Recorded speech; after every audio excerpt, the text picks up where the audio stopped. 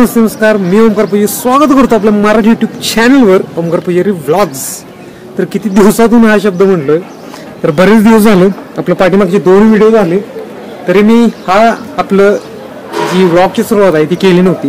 पण मी आता सध्या आपल्या देवळात आलोय आणि फायनली तो दिवस आलाच।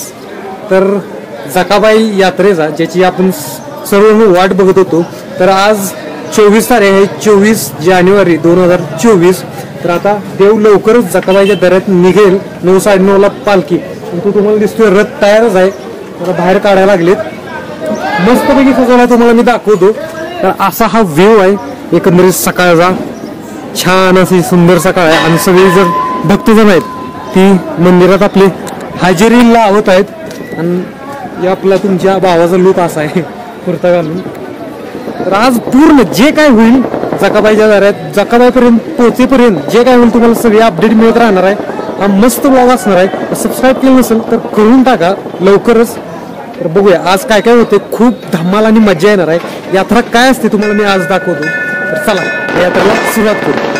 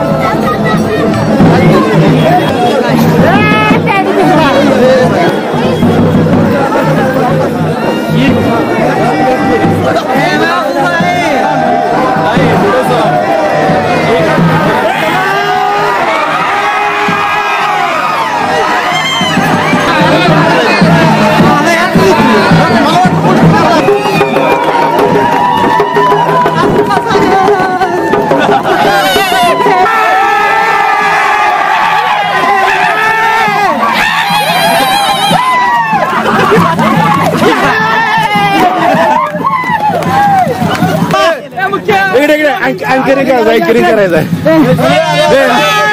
बोल बोल बोल.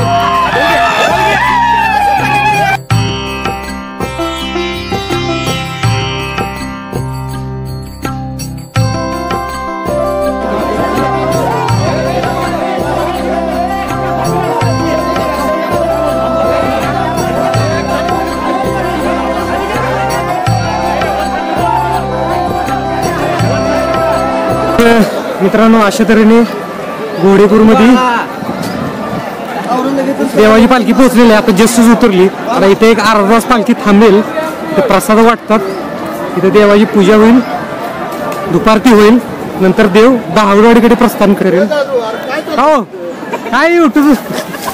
घोडेपुरातून पालखी निघालेली आहे. लवकरच निघाली यावेळी, कारण तिथं संध्याकाळी पोहोचायचं असते लवकर. मग आता आपण चालू आहे दहावडवाडीच्या दिशेने.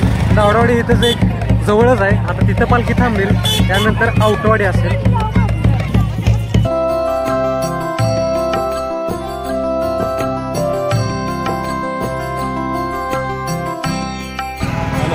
आवटवाडीत रथ यायला लागलाय. आम्ही पुढे चालत आलो. गर्दी पाठीमाग खूप असते, त्यामुळे निवांत पुढे चालणं होते. पाठीमागे थांबलं तर लय भरपूर पळायला लागते आणि पळूनच दम निघतोय पाक. तर इकडे मस्तपैकी आवटवाडीत मंडप घालून सजवलेला आहे.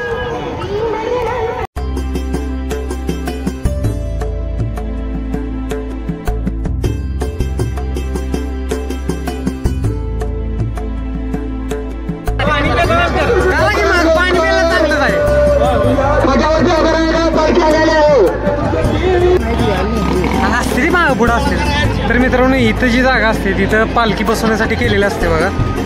इथं पालखी बसवली जाते आणि देवाची विश्रांती. आणि जी ज्या गावाच्या बाहेर बसायला जागा केलेल्या देवाची विश्रांती, सगळे भक्त दर्शन घेतात. तर इकडे सगळी भक्त मंडळी आवटवाडीची थांबलेली आहेत देवाच्या दर्शनासाठी. या मंडपात सावलीची सोय केलेली आहे. आणि जेव्हा इथं पालखी थांबेल ती सगळी एक एक लाईन लावून दर्शन घेते.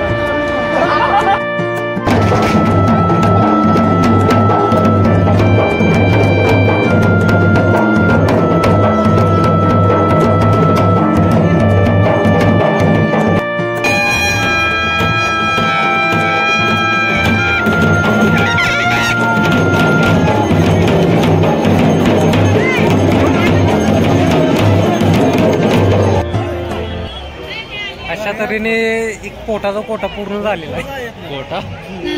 काय पुण्याचा भात खाल्ला. आता ह्याच्यावर नेलकरंजीतच. आता आवटवाडी झाल्यावर नेलकरंजीचा स्टॉप आहे का नाही? नेलकरंजीचा आता स्टॉप आहे. तिथे एक अर्धा तास पण थांबला. दौलतपूर गर्दी पण. हां, दौलतपूरचा एक आहे. तिथनं झाल्यावर आपलं नेलकरंजीचा. गर्दी पण भरपूर आहे, त्यामुळे अर्धा पाऊण तास तर लागणारच आहे. आता भात खाल्लाय. मला असं वाटतं की याच्यानंतर आपल्याला दिवसभर काही खाल्लं नाही तरी आपण चालणार आहे. पुढे जाऊन कसा राहायचं काय काय काय 2 पावलं चालेल बाकी.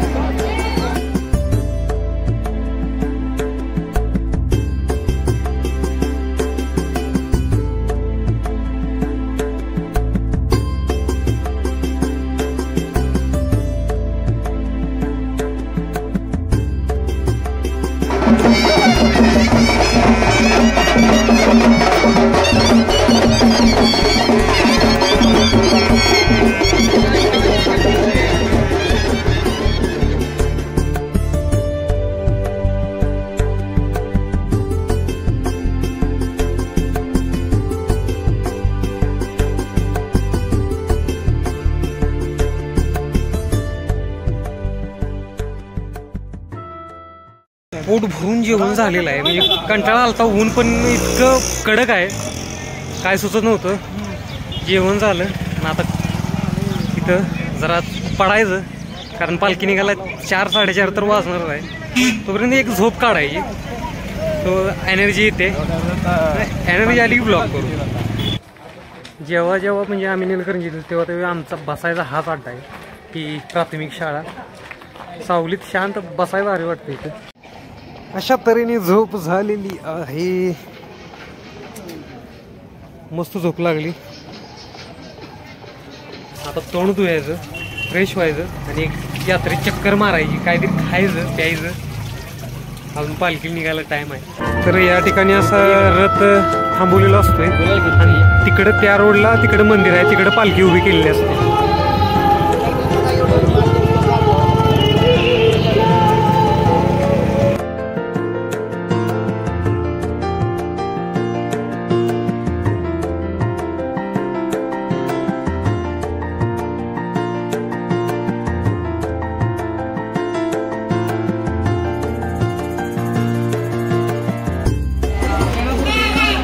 तर या ठिकाणी यात्रा भरलेली आहे, एकदम आत गच्च सावली पण आहे, त्यामुळं फिरायला चांगलं वाटते.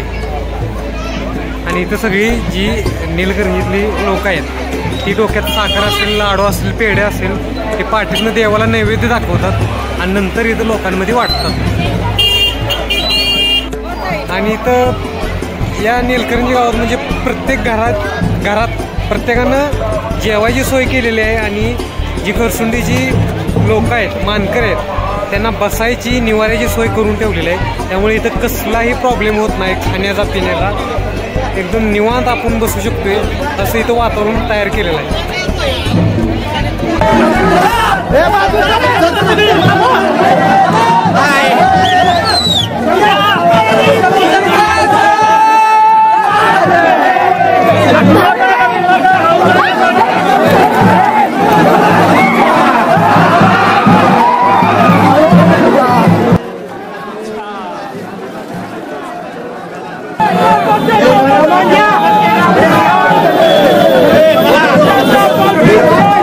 तर अशा तऱ्हेने नीलकर्णीतून निघालोय, पालखी निघालेली आहे आता डायरेक्ट इथून मानेवाडी.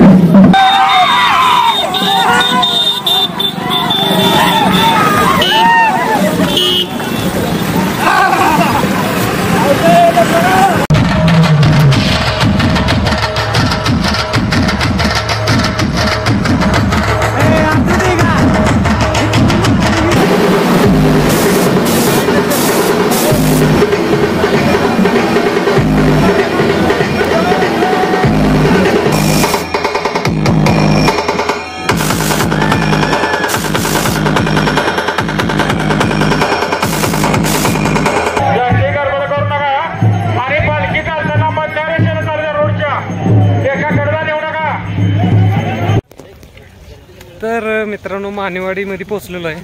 पाठीमागं पालखी लोकांच्या दर्शनासाठी थांबवलेली आहे आणि आम्ही पुढे चाललोय दऱ्याकडे.